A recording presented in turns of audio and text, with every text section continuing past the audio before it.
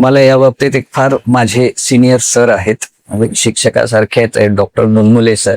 त्यांचं वाक्य मला फार आवडतं की टेक्नॉलॉजी कितीही ऍडव्हान्स झाली तरी सुद्धा दोन गोष्टींच्या बाबतीमध्ये टेक्नॉलॉजी कधीही आउटसोर्स केल्या जाऊ शकणार नाही. पहिला आहे शरीर धर्म.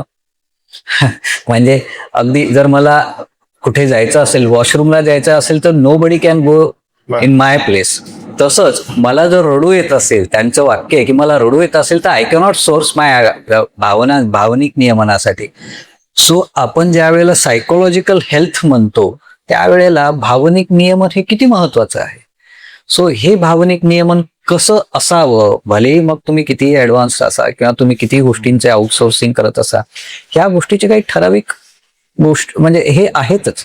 आणि हे येणाऱ्या पिढ्यांसाठी अगोदरच्या पिढीने तयार केलेली बरीचशी गोष्ट आहे. म्हणजे बुद्धा जेव्हा झाले त्या गोष्टीला कैक वर्ष झाली, पण त्यातले कित्येक गोष्टी आपण आजही मेडिटेशनच्या प्रॅक्टिससाठी वापरतच आहोत.